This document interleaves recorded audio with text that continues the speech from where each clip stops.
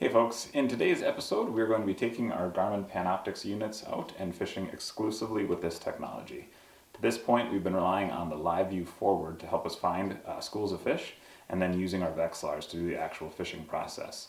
So today we went to a local lake and we're already seeing that the ice sheet is pulling away from the shoreline. We're dealing with lots of open water.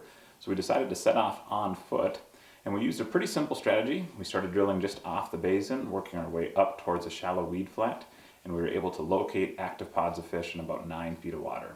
Once we got into that weed flat, we switched to the LiveVu down and relied solely on that technology to fish. Oh, come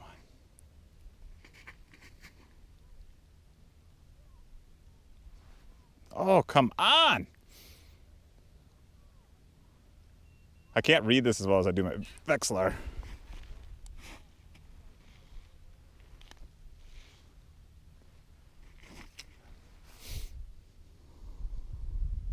I start trusting my rod tip instead of the electronics.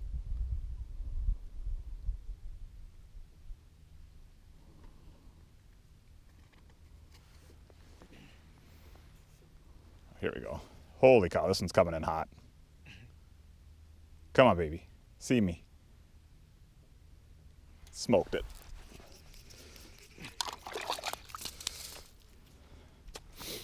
That was awesome. Full distance away.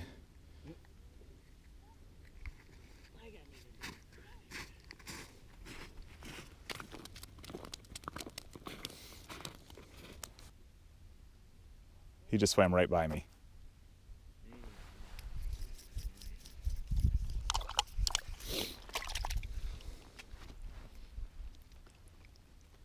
You wouldn't happen to have a bump board, would you?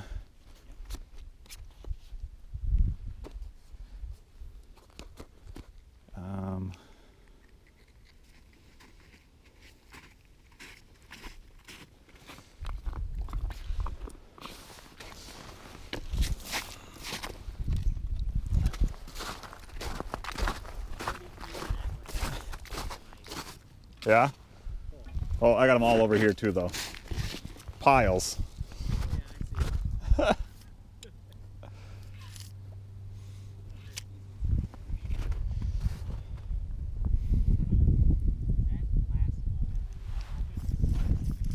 I don't know.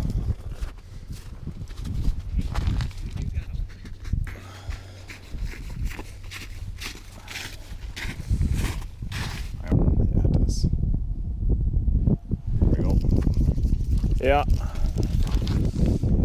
Yeah.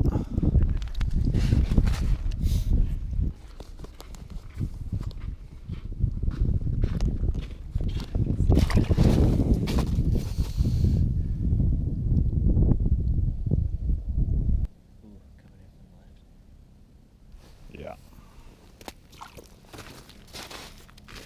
All gills again, though.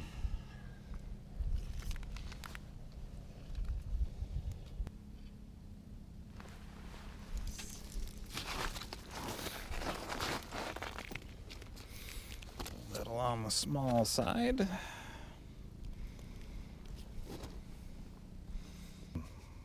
We certainly didn't waste any time fishing dead water. That one came screaming in. We just continued to search with that forward view until we were able to mark fish. It took us probably 10 holes before we were able to get on some fish, and then once we got on them, we'd use that forward view a lot less. We actually just kind of went back to our hole hopping tactics because you didn't have to waste time with switching the transducer. You just run around with kind of the gridded out holes, and if you'd see them, then you'd fish them. Maybe not quite, maybe 30.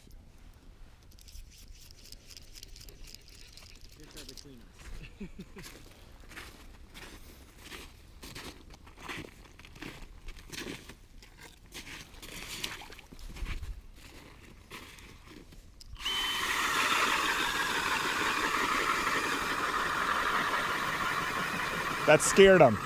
No way. You can watch the whole migration happen when you drilled. Yeah. Yep, everything just went swimming right by.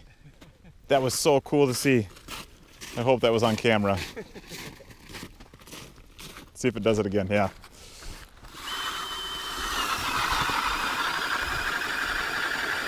Look at that fish migration. Look at him move. That is unbelievable. That has to be 70 fish that have just passed through the screen.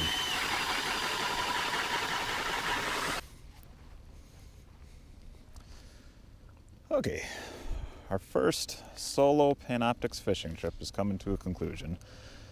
Up to this point, I've just simply used it as a search tool, have not actually fished with the unit itself, and this first trip has been very informative. This down view is incredible. Hopefully we've been able to capture a fair amount of it on camera here for you today, so you got a feel for that as well. The amount of feedback that you're given through this screen and the ability to watch fish move in from great distances is just really impressive. We're able to observe how the auger impacted the schools, how it would chase them around based on where the noises were happening.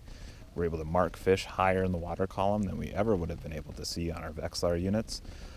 So this is certainly, it deserves the attention it's getting. There's no question about that. Certainly a few quirks to figure out still. Obviously the transducer in the hole can be a little bit problematic at times. I understand that drilling multiple holes would be helpful, but when you're trying to move, it doesn't necessarily pay to cut that many holes in the ice if you're not needing to. So maybe just a quicker pull on that unit would make more sense. Understanding the beam width is important, knowing that you're not seeing 360 degrees around you, you're seeing actually a pretty narrow slice, either left or right, front or back. And so understanding that rotating that transducer in the hole allows you to see more of what's actually going on underneath, as opposed to assuming you're seeing it all just by leaving it sitting still. I'm very impressed at how easy to use this system continues to be. It gives you a lot of information that can feel a little overwhelming at first, but once you kind of relax and start to understand what it is that you're looking at, it is unbelievable how helpful this unit can be. All right, folks, well, that's all we got for this episode of You Betcha Outdoors. We'll catch you next time.